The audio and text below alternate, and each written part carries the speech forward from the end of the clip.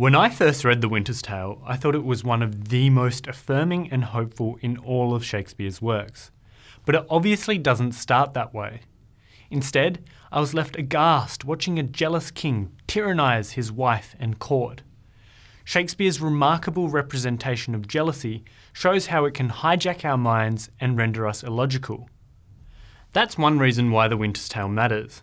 It highlights jealousy's destructive pull, its ability to corrode love and corrupt our very reality.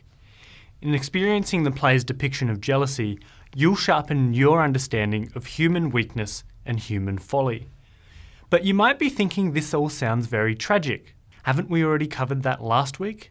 Here's where The Winter's Tale comes into its own. How does life go on after tragedy?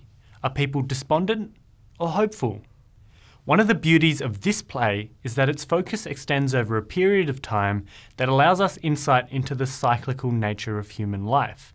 Because of this, you'll find that The Winter's Tale not only urges you to imagine the evils humans are capable of, but also to consider the restorative power of time on human relationships.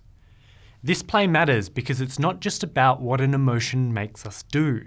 It's also about how we come to terms with the consequences of our actions. The question The Winter's Tale poses is whether the actions we make in error can ever be forgiven. There are two reasons why The Winter's Tale matters today. But let's not forget that in Shakespeare's time, The Winter's Tale had additional significance. It responded to topical issues of succession.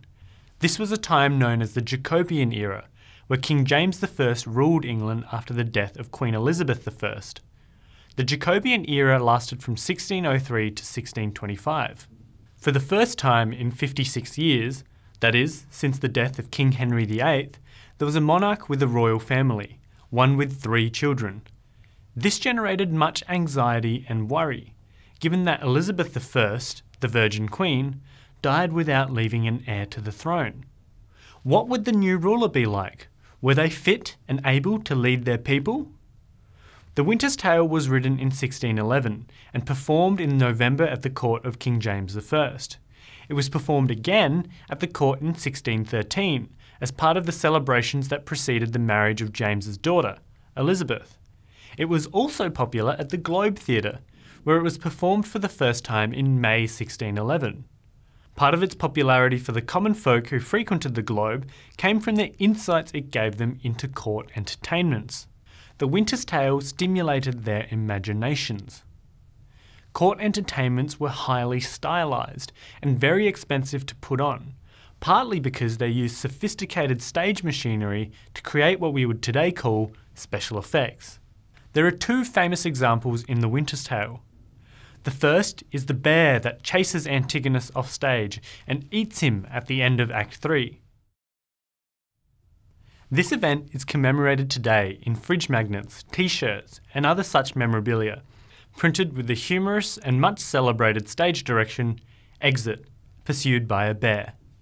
The second is the statue of Hermione coming to life in the play's final scene, which we often refer to as Hermione's resurrection. This has proved to be the most remarkable and memorable event in the play, from Shakespeare's time to the present day. As a kind of miracle, Hermione's resurrection continues to excite wonder and thrill the imagination. What if such a thing was possible? How does it influence our interpretation of the preceding and ensuing events?